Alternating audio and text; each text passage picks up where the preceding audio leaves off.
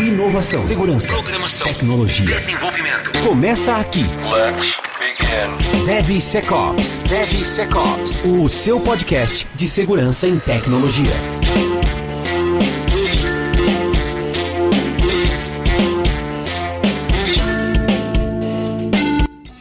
E aí, pessoal, tudo bem com vocês? Sejam muito bem-vindos a mais um episódio do DevSecOps Podcast, eu ia falar, podcast. Episódio 21 está indo ao ar no dia 8 de junho de 2022. Eu sou Cássio Pereira. Eu sou Marcos Santos. E Rodrigo Balbino. O garoto lembrou da introdução, como funciona novamente. Verdade. Voltei ao foco aqui, Muito bom. Episódio de hoje, parte 7 do nosso SDL, né? A gente vai falar hoje sobre Manage the Security Risk of Using Third-Party Components. Basicamente, a gente vai abordar o grande tema aí do momento, que é o famoso SCA, né? O Software Composition Analysis. Vamos falar um pouquinho de processos, ferramentas, para te ajudar a entender como aplicar isso na prática. Antes do episódio, como sempre, vale lembrar que o DevSecOps Podcast tem o apoio da Checkmarx e da Nova 8, que são especializadas em segurança de sistemas e código seguro. O link da Nova 8, a distribuidora da Checkmarx no Brasil, está abaixo da descrição do episódio. Lá no YouTube, no vídeo e no site, normalmente a gente coloca os links todos lá. Bom, jovens do meu Brasil, Verenil, eu gosto muito de falar desse tema. Esse tema, 2 episódios pra frente, 3 pra frente, eu gosto de falar também, mas sem dar muito spoiler, né? Inclusive tem um episódio fantástico vindo aí, que é o 9º, né, da nossa série do SDL, o episódio sobre SAST. Pica, o melhor. Tá muito bom esse episódio, já tá gravado. Mas vamos falar hoje de SCA, né? O gerenciamento dos riscos de segurança na utilização de componentes de third party, né? Componentes terceiros, componentes open source e tudo mais. Então a gente vai falar um pouquinho sobre isso, vamos falar um pouquinho também de ferramentas e tal. Queria já começar com uma treta. O que faz primeiro? SAST ou SCA? Os dois juntos. Não é nenhum nem o outro, é os dois ali, é um conjunto. Não tenho dinheiro, o que eu faço?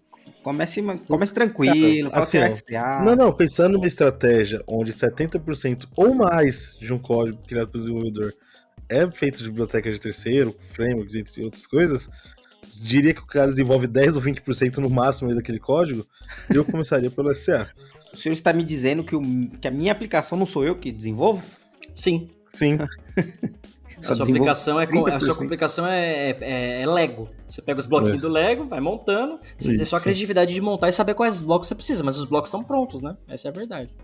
Bom argumento. Começaria por SCA, porque ele na verdade, ele tem mais partes de código terceiro na sua aplicação do que o seu próprio código, né? Exatamente. E eu começaria por ali. Posso estar errado? Posso. A discussão é pra isso. Inclusive, você abre até uma visão de que se você identifica no SCA que aquela biblioteca X está vulnerável, automaticamente você já mapeou outras aplicações que usam a mesma biblioteca, né? Exatamente. Então, já é uma boa. Inclusive, queria introduzir, né, esse episódio, além dessa pergunta, falar exatamente sobre isso. Acho que um dos pontos que o pessoal mais peca quando você começa a fazer SCA, né, ou começa a analisar os seus componentes terceiros, enfim, mais peca você confia muito na ferramenta para fazer isso para você.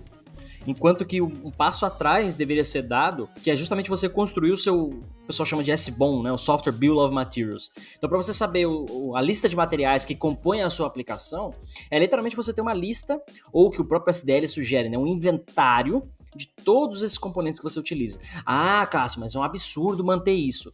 Se você pensar para uma aplicação que está pronta, é mais fácil porque você vai lá no package.json, lá no NuGet e lê o que tá lá, né? Você só lê, a ferramenta já fez para você. Você vai lá e lê e tá lá os componentes que você usa. E aí você pode fazer um dependency tree, por exemplo, e pegar a dependência da dependência e assim por diante.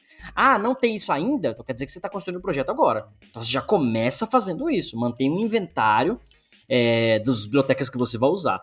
Inclusive, aqui na empresa onde a gente trabalha, a empresa onde eu trabalho, né, aqui na Europa, na verdade, a gente tem um processo aqui que é justamente esse levantamento, esse inventário. Então, na fase de arquitetura, na fase de design, lá quando você está pensando na aplicação, o cara fala, beleza, eu vou precisar usar a biblioteca para fazer chamada de API. Um exemplo, tá? Eu vou precisar, no Python, lá, importar o request, por exemplo. Então, beleza. Então, é o request que eu vou definir que eu vou usar, qual é a última versão, deixa eu já ver se tem vulnerabilidade reportada, tá bom, legal. Então, eu vou definir que vou usar este componente para fazer o que eu quero, porque ele tem o que eu preciso. Legal, já documenta que você tem o componente tal, na versão tal vai ser utilizado para tal fim. E esse componente depende desses outros aqui. Próximo componente você precisa, esse. E assim você vai fazendo a sua própria lista de materiais, ainda na fase de design. Porque você tá, né, construindo a aplicação ali na parte de arquitetura, você já sabe alguns componentes que você vai utilizar.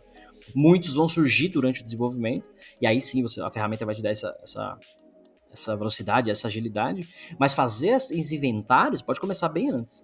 Então sugiro que o pessoal aí, né, comece a fazer um pouquinho disso, comece a criar essa lista, manter esses componentes. Ela é inicial, porque depois que você vai ter, a gente vai falar um pouquinho de ferramenta de SEA, né? Depois a ferramenta de SEA vai te gerar isso automaticamente, mas você vai validar se bate com aquilo que você definiu. Você falou, cara, beleza, na minha arquitetura que eu defini que eu tenho 10 componentes. Rodou lá na ferramenta, você viu que tem 20. Falou, opa, peraí, cara. Não tem coisa que é dependência só em tempo de desenvolvimento, é dependência de framework, de máquina, enfim. Então vai te ajudar a fazer esse check aí, né? Muito bom, cara. Boa. É uma ideia. Acho que a gente fala de componente de terceiro, acho que seria bom deixar bem claro o que é isso. Então, tipo, sempre que a gente fala de componente, a gente está falando de biblioteca realmente. É o que você está usando ali para usar alguma funcionalidade que já foi desenvolvida, né? Quando você cria uma função, alguma coisa, você vai armazenando em suas bibliotecas e você consegue... Tem bibliotecas open source, ou você compra, enfim. Usa essas bibliotecas que já foram escritas. Então, só para deixar bem claro, né? A gente chegou falando de SCA e chegou metendo um pau e às vezes a galera não conseguiu entender bem o que é. E o SCA ele vai fazer a análise dessas bibliotecas, ele vai identificar quais são as bibliotecas que você está utilizando, que não são suas, para fazer análise para ver se identifica vulnerabilidades. Né? Eu gosto de usar de exemplo, Rodrigão, os validadores, né? A gente não fica criando validador aí toda hora, né? Normalmente a gente importa ali e usa máscara, né? Máscara de campo, máscara também, um monte de coisa, né? Um monte de coisinha aí. São todas bibliotecas de terceiros para análise do SCA, né? E vale lembrar também, né? Um ponto legal que o Rodrigo trouxe aí, que é o que é um componente terceiro. É tudo aquilo que você está importando no seu projeto que já está pronto para fazer alguma coisa. Isso pode ser open source e talvez seja o mais comum, né? A galera vai lá na biblioteca, né? No seu gerenciador de pacotes, sei lá, o cara usa .NET, ele está usando no Get, ou no Java lá o Maven e assim por diante. Você vai lá e fala, eu quero uma biblioteca aqui com esse nome, tal. Então é você usar o open source. Outro tipo de biblioteca terceira é a biblioteca comercial. Então, para quem não lembra, muita gente vai conhecer, vai lembrar agora, é aqueles famosos componentes pagos, né? Então você tem lá, cara, eu preciso aqui de um componente, eu lembro que na época que eu desenvolvia tinha o tal do componente art, o Telerik, os componentes muito loucos que faziam uns grid, eu desenvolvi para Windows Forms na época. Né? Lá atrás, nossa, quando quase não existia OCR, a galera vendia muito. Louco. E aí esses componentes custavam, sei lá, 200, 300, 500 dólares, você comprava lá um pacote, mano, aí tinha uns grid, tinha botão, um monte de coisa diferente. E é um componente pago, você tem uma licença para aquilo. Também é uma biblioteca terceira, não é open source, não tem código aberto, mas é uma biblioteca terceira que tem que ser avaliada. Então, essas bibliotecas também incluem nessa análise, nessa inventário, né, que você tem que fazer. Inclusive aqui, a gente tem um inventário que compõe os open source, as bibliotecas, os componentes pagos, né, que você compra. Então, comprei aqui uma DLL que faz tal coisa e é proprietário, legal. Ou ainda componentes de outras empresas. Então, cara, sei lá, tem um componente aqui que o Facebook fez, não é open source, um exemplo, tá? Não é open source, tal, e você vai lá e pode pedir para eles ou comprar, sei lá. Então, é proprietário de outras empresas do mesmo segmento. Então, tem meio que mais ou menos 3 níveis de componente terceiro que você acaba usando. Além do próprio framework que você está usando, ele é um componente terceiro, né? Você está usando o ASP.NET, você está usando o XPTO lá, o próprio .NET Framework, enfim, o Spring são componentes. Então, apesar de open source ou não, né, são componentes do seu próprio framework que você deve ter esse inventário e fazer essa avaliação também. Então, o que a gente está trazendo aqui hoje é, no seu ciclo de desenvolvimento de software, tem que ter um momento, tem que ter uma etapa, tem que ter um processo, uma ferramenta que vai te ajudar a fazer esse inventário, a fazer essas análises, porque uma vez que você tem um inventário, aí avançando para o segundo tópico, né? Tem um inventário dos seus componentes, legal. Próximo passo é você analisar se esses componentes têm ou não riscos de segurança. E aí a ferramenta de SCA entra em cena. Talvez a mais famosa, mais conhecida seja fugiu o nome agora da OASP lá. O Dependency Check. O Dependency Check da OASP, que se eu não me engano é só para .NET e Java, mas você falar, ele valida todos os componentes. Então basicamente o que essa ferramenta faz? Aí pergunta pro Marcos, né? O Marcos tá mais afiado com essas coisas. O que a ferramenta de SCA faz? Como é que ela trabalha, Marcos? Conta pra mim. Lá, velho, joga bucha. Vamos lá, como que uma ferramenta de SCA trabalha? Basicamente, ela vai olhar o .xml, o manifesto, ou o arquivo que você tem ali de import de bibliotecas que você usa, né? Ela vai fazer uma análise ali, vai fazer a leitura junto com o código-fonte de tudo que você tem e vai te trazer as CVEs atreladas àquelas bibliotecas, versionamento, versão atual que você está usando e versão mais recente lançada. Vai te dar um comparativo ali. Pô, você está usando a versão 1.2, mas tem a 1.5 ali que saiu, você está X versões atrasado. E a versão que você está usando tem X vulnerabilidades. A nova pode ter ou não nenhuma vulnerabilidade declarada, né, que alguém encontrou ou não. Então é uma porrada de coisas ali que o SEA vai te trazer.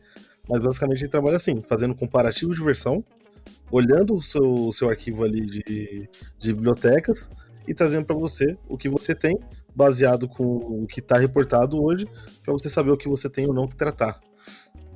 Boa. E aí, essa busca que ele faz, né, das bibliotecas, então, sei lá, exemplo clássico, você está usando aqui o componente jQuery versão 1.0. Então ele vai lá no NVE, NVD, lá no CVE, nas bases públicas e busca lá, opa, o jQuery versão 1.0 tem aqui, ó, foi reportada essa vulnerabilidade, e te traz essa lista. Então não é uma análise de código que ele está fazendo, é só um depara de um componente com uma versão, duas informações, né? O nome do componente, a versão, numa base pública já de vulnerabilidades. Exatamente. As ferramentas pagas, como é o caso do Checkmarx SCA, por exemplo, nosso parceiro, tem uma base, além das bases públicas, que todas as ferramentas consultam praticamente, tem a base própria, né, de vulnerabilidades, porque tem um time de pesquisa e desenvolvimento lá, buscando vulnerabilidades, usando os componentes, testando, né, 24 horas por dia. Então essa base é alimentada pelo próprio time, então tem a base própria, cada fabricante praticamente tem sua base própria de vulnerabilidades, de componentes, que também acaba compartilhando entre si em certo momento, né, quando se torna público, então não tem muito o que fazer, mas tem essa base de pesquisa, então uma ferramenta ou outra se destaca aí no mercado, inclusive exemplo do Log4j, se eu não me engano, ou do Spring, na Checkmarx, no mesmo dia já estava lá na base, a gente conseguiu achar. Isso, dia 10 de dezembro de 2021. Perfeitamente esse dia. Foi, cara. Foi marcante. Porque nessa época a gente estava fazendo teste com o cliente, né, e tal, e acabou que foi um negócio bem legal para o cliente. O cliente full Java, isso que é o pior. A gente full Java, ele rodou, a gente rodou os projetos, já tinha pego, cara, já estava na base do Checkmarx. Isso é importante. Então, vale lembrar, vale destacar como é que essas ferramentas funcionam, porque é como o cara vai fazer para colocá-la no ciclo de STL. E aí eu vou jogar uma bola agora pro Bucha pro Rodrigo agora. Antes disso daí, segura aí só, aproveitando isso que a gente tá falando. A gente falou de vulnerabilidade, mas existe um outro risco também que você tem quando se fala de biblioteca de terceiro. Licenciamento, cara. Licenciamento. Então, a biblioteca que você tá usando, ela tá de acordo com o compliance? Então, existem ferramentas que, além de identificar a vulnerabilidade, né, se ela tem alguma vulnerabilidade, ela identifica também se ela está dentro do licenciamento ali planejado. Então, se ela tem copyright, copyleft. Então, Checkmarx ali, por exemplo, você tem a telinha ali explicando isso, né? O Marcos ama essa ferramenta. Sim. Inclusive tem vários tipos de incontáveis tipos de licenciamento. Que você tem obligations, né? Você tem obrigações que tem que ser mantidas de acordo com cada licença. Então, a ferramenta vai te mostrar algumas ali mais permissivas ou mais restritivas que você tem que cumprir de alguma forma. Né? E só lembrando que o uso indevido de biblioteca de terceiro pode causar multa ou publicação do seu código-fonte. Então, exato. Ficar esperto dependendo da licença que você está usando. E as multas para esse tipo de coisa são salgadinhas, né? Bem salgadinhas, eu diria. Bem salgadas. Tem inclusive algumas coisas só que manda pra cadeia, né? Que é pensão... Não pagar pensão e pirataria de software. Pirataria. Maria da Penha. Maria da Penha, é verdade. Mas pirataria é uma delas. Pirataria, os caras pega pesado. Antes de jogar a bola pro C, eu queria acrescentar outro item nessa lista aí de riscos, né? De análise de bibliotecas de terceiro. Então a gente falou a própria segurança em si, que tem vulnerabilidade ou não tem. Aí você falou agora do licenciamento, né? License Risk, vamos dizer assim. E você tem um terceiro, que é o Operational Risk. O que é isso? Algumas ferramentas de SCA, elas te mostram o seguinte, olha, você está aqui com o jQuery 1.0, por exemplo. Ou que você esteja no jQuery na última versão, tá? Eu uso o jQuery porque ele é muito popular, não é o caso do exemplo que eu vou falar agora, mas ele é um componente muito popular. Então você está na biblioteca XPTO, por exemplo, ou jQuery, enfim. E essa ferramenta ela vai te mostrar o seguinte, olha, este componente open source, ele não tem commit há 1 ano. Não tem nenhum pull request há 1 ano, né? No repositório ninguém tá mexendo, não teve mais atualização, não teve mais update. Então isso, ele é um risco operacional para você. Por quê? Se você tá usando um componente que não tem mais manutenção, Daqui a pouco sai uma vulnerabilidade nele, alguém descobre uma vulnerabilidade, quem vai arrumar a vulnerabilidade? Então, por si só, o componente ele pode se tornar obsoleto e se tornar um risco operacional para você. Por que operacional? Porque você vai ter que parar, mexer, atualizar, trocar o componente, whatever. Ou ainda, né, quando sai uma vulnerabilidade, tem que fazer um patch, alguma coisa assim. E se não tem ninguém dando manutenção naquilo, o risco de sair um problema e ninguém dar manutenção é muito grande. Então esse operational risk que te traz esses insights, né, de cara, esse componente open source aqui tá muito tempo sem atualização, é muito bacana. E vale destacar aí para algumas ferramentas também que tem. Já vi empresa sair do ar por conta disso daí. Cara, é foda, né? É verdade. É interessante a gente falar de SCA, né, de biblioteca de terceiro, porque é muito fácil você ser invadido por conta disso. Então, tem um exemplo bem babaca que você fala, caramba, é verdade. Primeiro que é biblioteca de terceiro, então alguém está fazendo commit ali, alguém tem acesso. Então, quando faz isso, cara, não sei descrever de uma forma pior do que essa, mas são backdoor. Você tá dando um backdoor para sua empresa. Então, eu tô usando a biblioteca X, tá lá. Alguém faz commit. Se ela é aberta, a comunidade faz commit. Então, isso eu ia falar, se for open source, é ainda pior. Você só manda atualizar e acabou. Você não vê o código, você não confere aquilo de fato, né? E outra, aí, acontece com muita frequência, você não seta a versão da biblioteca que você está usando, então você deixa em aberto. Tá aí o risco. Ele vai atualizar, a próxima vez que sua aplicação subir, ela vai baixar de novo essas bibliotecas. E se ela identificar que tem uma atualização, ela vai baixar essas versões mais atuais. E daí a sua aplicação começa a se comportar de uma forma que você não sabia. Então, você tá atrás, né, da evolução da sua aplicação. Ela evoluiu e você não sabe. Mano, é um risco. Cara, só de pensar nisso que o Marcos falou, né? Que 70% da aplicação é código terceiro. Cara... E assim, isso se mostra na prática, nas POCs e tudo mais, quando a gente faz análise de cliente aí, né? Você roda lá o scan, cara, é 200, 300, 500, 800 bibliotecas. É muita biblioteca. E aí o cara fala, pô, mas eu não usei tudo isso de componente. Aí é onde entra aquela questão, que é o grande problema da segurança hoje, é o supply chain. Então você tem a dependência da dependência da dependência. Então você vai usar uma biblioteca de fazer request em API, por exemplo, request HTTP, né? Então ela depende de uma outra que depende de outra. Saca? E essa ramificação você não tem controle. E aí o que o Rodrigo falou, você tá usando lá o latest. A sua pode não estar vulnerável, pode não ter um problema, mas a dependência da dependência tem um problema que foi embutido lá, cara, já era, você tá usando, você tá herdando tudo isso. O exemplo do Log4j lá. Eu não uso Log4j. Fala agora. Você não sabe, mas você usa. Você que não sabe, mas 99,9% de todo mundo que usa Java tá usando Log4j obrigatoriamente. Você pode não usar pra programar, mas praticamente tudo que você usa como ferramenta tem o Log4j embutido. Exatamente, tá ali. E agora o Spring também, né? O Spring é muito popular, né? É o Spring Boot. Enfim. Isso é assustador. A primeira vez que eu fiz um teste, uma análise, né, de biblioteca terceira, cara, na hora que eu olhei, eu fiz um Hello World usando uma biblioteca. Só isso. E daí eu rodei para validar a vulnerabilidade. Essa uma biblioteca tinha 10 dependências. 10. Então, né, de 1 foi para 11 já. Então, tem 11 vetores de ataque ali que pode me comprometer. É aquela história da superfície de ataque. Já tem 11 portas de entrada, né? Mano, é muito foda isso. É muito foda. Cara, esse tema aqui, todos aqui no SDR que a gente fala são muito críticos, na verdade, né? Cada um tem a sua importância. Mas esse ele tem um gostinho especial, cara. É como o Marcos falou ali, né? 70%, 80% de aplicações de hoje são blocos Lego, né? De terceiros. Esse gostinho especial porque é algo que, assim, provavelmente, sei lá, quase 100%... Não, quase não, 100%. Posso afirmar meio que com certeza é foda. Posso afirmar meio que com certeza. Talvez que eu começo a pensar... Não, tá. 100% das aplicações aqui. 99,9999 usam bibliotecas de terceiro. Né? Sabe por quê? Trabalhando aqui agora, e aqui é mais industrial, né? Lidar com coisa crítica e tal. Cara, isso é muito crítico. Então, a gente tem que, por exemplo, vou fazer uma entrega de um software. Tem que ter uma lista de exatamente todas as bibliotecas que estão lá. As que a gente comprou, as que são open source, tudo tem que estar lá. A dependência da dependência da dependência. Então, esse negócio de SBOM, esse negócio de inventário aqui é muito forte. né? Então saber a versão exata, porque literalmente eu tô te entregando um pacote. O que tem nesse pacote? É a mesma coisa você comprar um carro, você fala pra montadora, tá bom, eu quero que você me explique cada peça que tem aqui no carro. A montadora fala, eu não sei. Mano, ela tem que saber, ela monta o carro. Não tem como ela não saber, ela tem que saber cada parafuso. O airbag eu compro pronto, só põe ali. Mas tipo assim, ela tem que saber que é o airbag, a versão tal, da marca tal. Pode não saber o detalhe da especificação, mas ela até sabe, porque ela não compraria sem saber.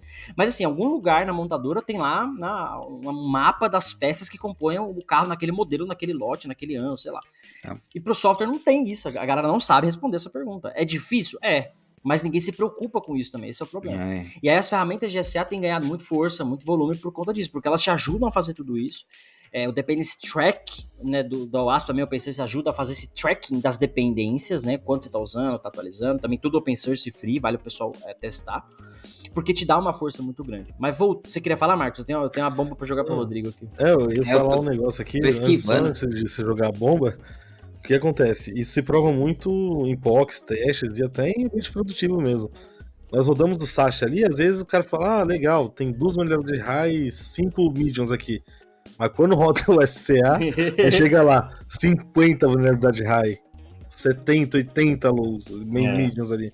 Você fala, então, o seu código ali que você desenvolveu tá legal, mas esse monte de biblioteca que você tá usando aqui? Exato. Tá bacana, não, amiguinho? DevSecOps.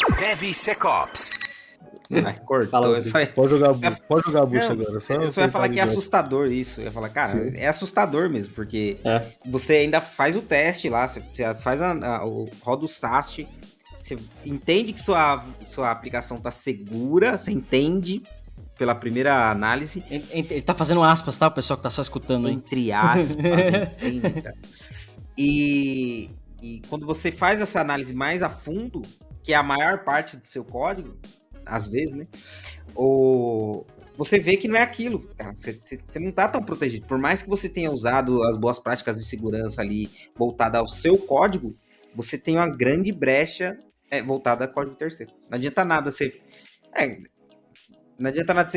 verificar o seu código e não verificar o outro que você está utilizando. Não foi você que escreveu, mas tá lá, faz parte da sua aplicação. Exato. E vale destacar ainda, né? Mesmo fazendo tudo isso, os componentes podem ter uma vulnerabilidade, o famoso Zero Day. Então pode ser que ele não tenha vulnerabilidade ainda pública, né? Já foi disclosure, já foi publicada, mas tem uma vulnerabilidade que alguém vai explorar ali pela primeira vez, né? Você pode ser o azarado. Como foi o caso do Log4j. Não tinha uma vulnerabilidade algum dia. Aí no dia que foi, Marcos? 10 de dezembro? 10 de dezembro de 2021. 10 de dezembro de 2021, alguém foi lá e falou, deixa eu brincar um minuto aqui, achei uma vulnerabilidade. Então, né, virou-se uma vulnerabilidade. Então, o risco de usar a biblioteca de terceiro, cara, o risco por si só de você usar já é um risco. Acho que esse é o fator, né? Porque o seu código, você sabe que tá ali. Você produziu, você sabe a lógica, né, e tal. O terceiro você não sabe. E até acho que o caso que o Rodrigo falou outro dia, né, de que tava mexendo na aplicação, tal, 50 mil componentes, e tinha lá um componente que o cara carregava a biblioteca inteira, gigas e gigas, sei lá, megas e megas, para usar um método, uma função que fazia um negócio X específico, e carregava todas as libs da biblioteca, uma coisa assim. Então outra parada absurda, né? Lodash, era o Lodash esse caso aí. Aí, ó. O cara carregava tudo pra fazer, eu acho que era, ele queria fazer um sort num array, sei lá, mas era a função... Nossa! Função imbecil. Sorte no array, que já tem nativo em... Já tem nativo em quase todos os frameworks que eu conheço na vida.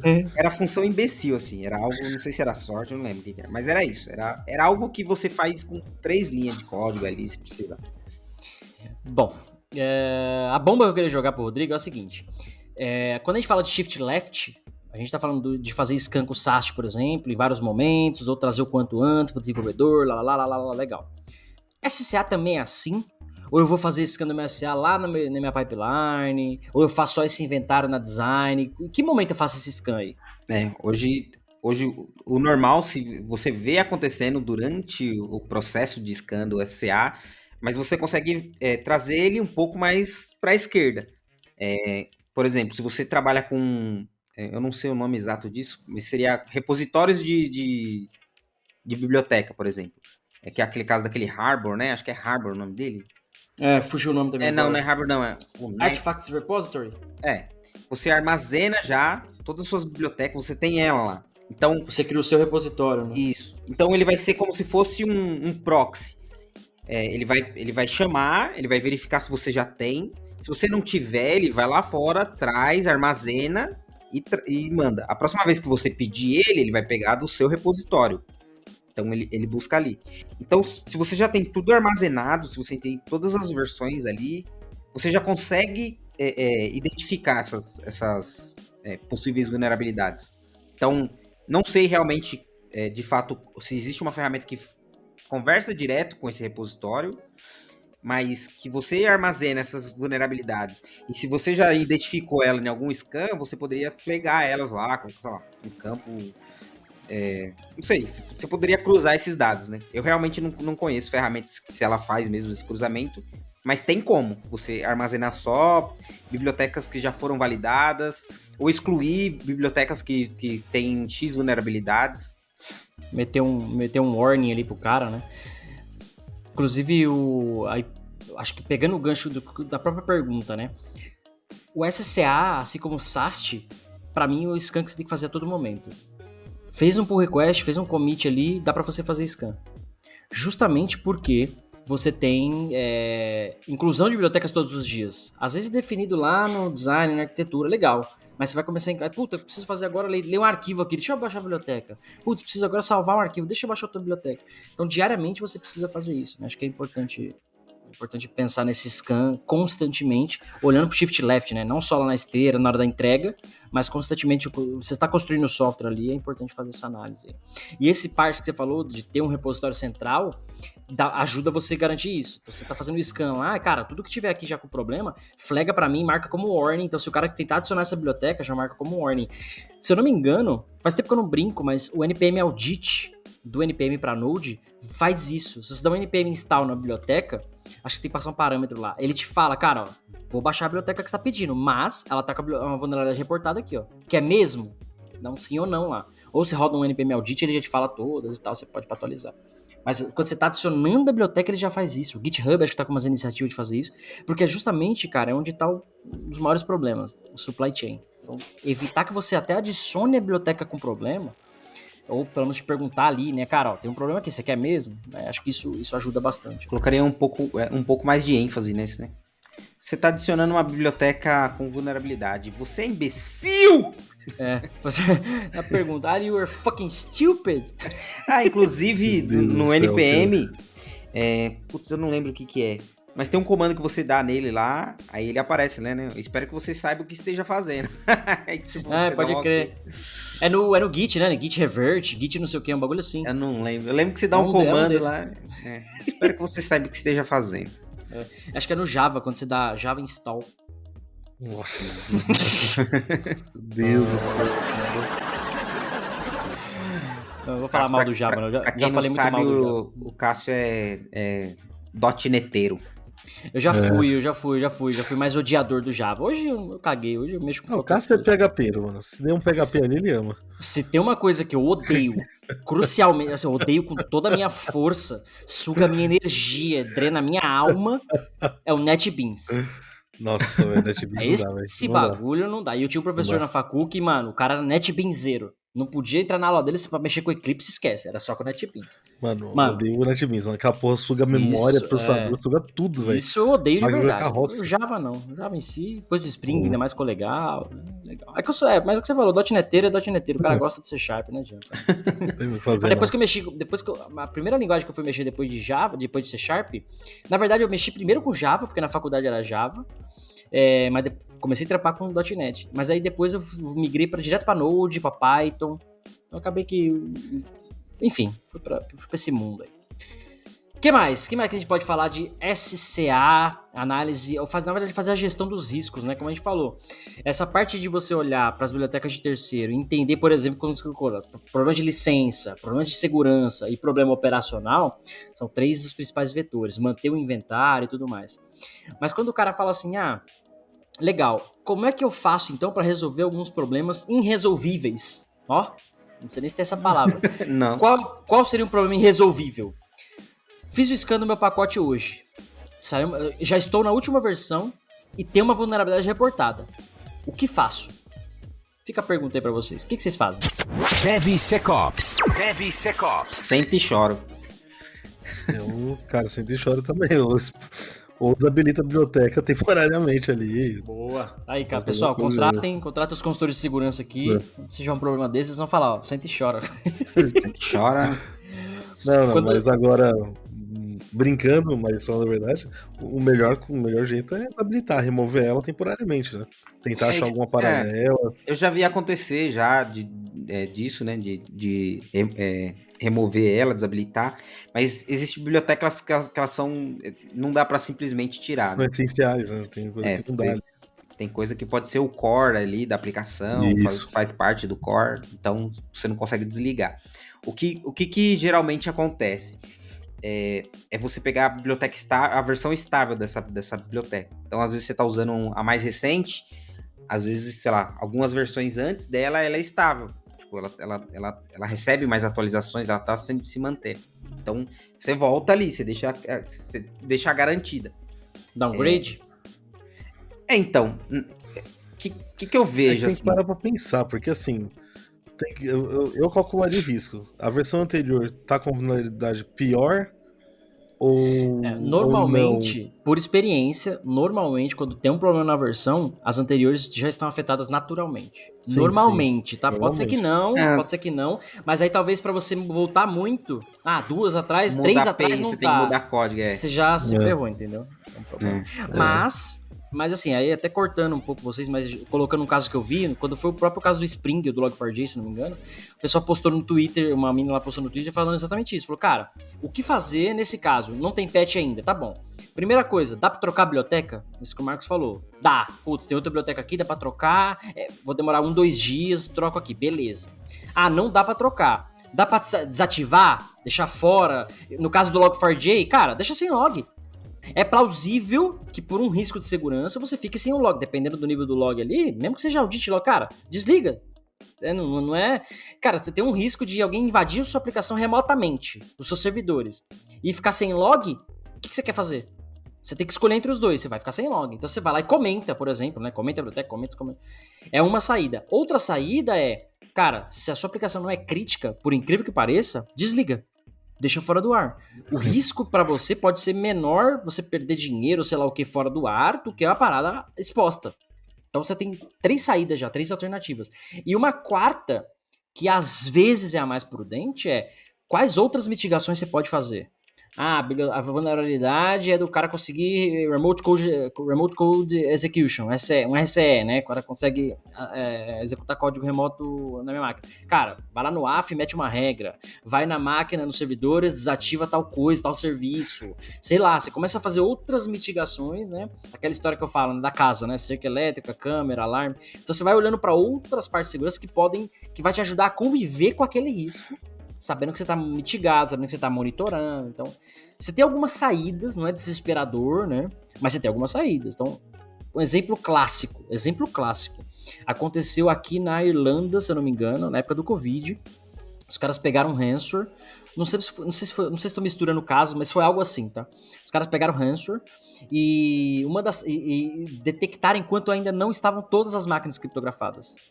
Então, tava rolando ainda na rede. Máquina de UTI, máquina crítica, ou seja, ninguém podia ter entrado no hospital ou sair do hospital, enfim.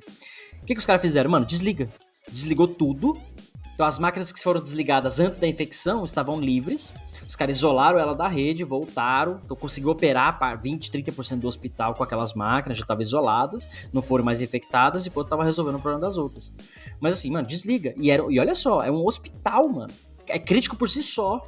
Informação sensível, né? Operação sensível. Mas a decisão foi, cara, é melhor porque... E se eu não consigo recuperar depois? Né? É melhor do que parar a infecção. É mais ou menos a história pra quem assiste filme de zumbi, o Walking Dead da vida, o cara toma uma mordida no braço, o nego já vem com o facão e arranca o braço, tá corta ligado? o braço fora. Mas, mano, pra quem assiste o filme de zumbi é verdade. Você quer morrer pela infecção e virar um zumbi ou arranca o seu braço e você fica de boa? Mano, arranca essa Vira porra aí, zumbi. né? Só Pô. dá anestesia antes. DevSecOps. DevSecOps. Mas, mano, às vezes, parece que a galera às vezes não enxerga isso. A gente tá falando de segurança, mano. Cibersegurança. Não é brincadeira, é crime, é ataque, é uma parada violenta às vezes. Então, às vezes, a decisão é essa, mano. Mano, tira do ar, desliga a porra do bagulho, troca o componente, não sei. Ou mete uma mitigação paralela ali pra conviver com o risco, mas o importante é tomar uma decisão. E o pior de tudo é saber que você tá usando aquele componente. Dos males o menor, né? Exatamente. Aí que tá o jump of the cat. Né? Porque se você fala, cara, saiu um problema do Log4j, aí o pessoal olha pra dentro da empresa assim e fala, cara, a gente usa o Log4j? Mano, essa pergunta não tem nem que existir. Você tem que simplesmente já partir pra ação do, mano, eu uso, eu sei que eu tô usando, ou partir pra ação do, mano, tô com o fim de semana tranquilo porque eu sei que eu não uso. Tipo, não tem que ter essa pergunta, será que eu tenho, mano? Difícil, Não. hein? Difícil você pegar alguma empresa com um nível de maturidade que responda isso, assim. Ah, eu tenho Então, ou não tenho? Eu tô falando isso agora porque eu sei que aqui tem. Aqui onde eu tô, tem. Então, cara, a gente usa o Log4j? No caso aqui, não. Porque Não. aqui é tudo. Há muitas coisas são .NET, outras linguagens, mas não tem Java, É entendeu? engraçado porque a gente já vem falando em outros episódios aí. Você vê bastante acontecer com sistemas de empresas críticas, né? Tipo, empresas que lidam com a vida, por exemplo, aí, né? Então, se houver falha de segurança, cara, você pode estar matando pessoa. Ou crítico financeiro. Então, é um banco, é uma instituição financeira. Cara, os caras não tem brincadeira. Se houver vulnerabilidade, vão explorar, vão arrebentar de tirar dinheiro. Então, para eles também é crítico. Agora, para a grande maioria das empresas aí, que é serviços, que é vendas e tudo mais, o pessoal não tem essa mentalidade de criticidade, né? Então, cara, vai passando. A gente sempre falando, eles sempre trocam pela velocidade. Eles preferem agilidade do que garantir a qualidade e segurança. Então, acontece com muita frequência isso, né? O paralelo do SCA, que a gente tá falando agora, né? Third Party Components, Managed Risk, é exatamente o recall das montadoras, né? O cara lançou o carro novo, a galera comprou, aí do nada falou, mano, recall do modelo tal, se você comprou na tal lugar, tal, não sei o quê. Recall, por quê? Porque o parafuso não sei da onde tem um problema e você pode ficar sem freio. Mano, o legal e olha o detalhe, né? Os caras têm o inventário dos componentes, ainda tá rolando o teste, ou alguém reportou um problema. Cara, temos um problema, foi identificado, comunica todo mundo, né? Traz aqui o carro, a gente vai arrumar. É a mesma coisa com o SCA. Você tem um inventário dos seus componentes? Tem. Você tá monitorando? Tô. Opa, saiu uma vulnerabilidade aqui. Opa, então eu tô usando, vou atualizar esse cara, ou vou avisar meus clientes. A diferença é que você não precisa correr atrás de 2 milhões de carros, de juntar toda a infraestrutura para suportar a troca dessa peça. É mais fácil, né? Em teoria é mais fácil. Né? Cara, uma coisa legal que eu queria comentar, que tem no SCA da Checkpoints, não conheço todas as aplicações de SCA que existem no mercado, mas algumas delas também sei que tem, que é o quê? É meio que inventariar mesmo suas aplicações, né? Você tem lá um local lá, que eles chamam de report dentro da Checkpoints SCA, mas pode ser qualquer outro nome das outras aplicações, onde você tem todas as suas aplicações e tem as vulnerabilidades. Você busca o nome, sei lá, Log4j, vai trazer listada todos os seus projetos que estão utilizando aquela biblioteca. E além disso, tem também o Knowledge Center, que é onde você coloca lá, por exemplo, org.apache, Log4j. Você pesquisa e vai te trazer todas as versões, as versões com vulnerabilidade e a versão que você tem sem vulnerabilidade também. Para você, antes de começar a codificar, já saber qual versão que você vai começar utilizando, né? Você já tem essa noção. E Isso depois Isso ajudaria no downgrade que o Rodrigo falou, sugeriu ali no problema, né? Cara, ó, sei que a versão tal não tem problema, vou lá e volto. Né? Talvez, ou ela não tem problema ou ninguém identificou, né? Mas... eu costumo falar que ainda não foi divulgada, né? Ainda não tá disponível, mas é legal assim, você já acha. Se você tá 10 versões na frente e aquela lá atrás não tem, cara, dificilmente alguém vai estar usando ela ainda e vai achar problema e tal. Mas pode acontecer. Log4j aconteceu. Mas o que acontece também com frequência é desenvolvedor usar sempre a versão mais atual. Então, às vezes você tem, para aquela biblioteca, você tem um suporte para aquela versão. Então, eles Eles vão dar um suporte por mais 1 ano, 2 anos, daquela versão daquela biblioteca, só que mesmo assim tá rolando atualizações. Então você tem aquela versão garantida e sempre revisada. E enquanto as outras estão avançando. Então talvez ela realmente seja mais segura, por mais que ela seja mais antiga, até porque... pode ser que ela tenha um número menor de features. Então, a vulnerabilidade ela só apareceu depois que acrescentou a feature tal. Então, a vulnerabilidade aparece pra frente. Então, depende, né? Tem caso e caso ali. Boa. Sim. Queria falar... Eu tava com um negócio na cabeça aqui de falar do SCA também. Agora nessa brincadeira e fugiu. E é um negócio importante. Vou fazer um comentário que eu fiquei rindo aqui enquanto vocês estavam conversando. Às vezes o Marcos soa como se ele estivesse vendendo a ferramenta. Mano. Tomar no cu. A Nova 8, a Checkmarx nos patrocinam, nos ajudam aqui, dão suporte ao podcast, mas a gente é agnóstico, né? Não estamos vendendo Checkmarx. É uma ferramenta sensacional, mas não estamos vendendo Checkmarx, não. Fica tranquilo. Cara, eu falo de outras ferramentas direto. Esse filho da puta que eu tô vendendo. Porque o trabalho... Olha só que legal que eu vou falar aqui agora. O trabalho do SCA, você pode fazer manualmente. Pega a biblioteca, vai lá na base das vulnerabilidades, né? Vai no CVE, no CWE, pesquisa o nome e a versão lá. Puta, não tem nada lá? Legal, você tá seguro. O problema é você fazer isso automatizado, fazer isso em escala, gerar reporte, né? Enfim, então, é o que as ferramentas trazem de valor agregado, além de outras suportes, como é o Operational Risk, por exemplo, que eu vi em algumas ferramentas, como é o caso que o Marcos trouxe agora aí do Knowledge Center e outras coisas. Então, esses valores agregados é o que você está pagando uma ferramenta, mas o SCA, o trabalho de Software Composition Analysis por si só, é um trabalho, você pode fazer ele manualmente, gratuito, sem gastar R$1. Sim. Fica esse destaque aí. E se você começa a fazer esse inventário antes, vai ficar mais fácil para você no futuro. Se você não tem inventário nenhum, de biblioteca nenhuma, aí você tem um problema. Né? Aí é o jump of the cat, que você não tem. Jump of the cat. Não, o legal é que DevSecOps. Tem um negócio que é legal comentar, que tem algumas ferramentas aí que você consegue também, além de analisar, óbvio, a gente tá falando aqui de biblioteca de terceiro, analisar também as vulnerabilidades em Docker Files, que hoje é comum, todo mundo tá subindo tudo em Docker. Então, as soluções já estão pensando nessas análises. Então, algumas já trazem isso, o que também ajuda. Igual essa questão do Rodrigo falou, coloca a versão, ou pior, quando o cara só deixa lá para pegar a última versão, não seta nada, tá sempre atualizando, isso é uma vulnerabilidade, porque você não sabe o que você tá esperando, e a ferramenta te reporta isso. Pô, coloca a versão aqui, não vai baixar o MySQL de uma versão, sei lá. Lembrei o que eu ia falar.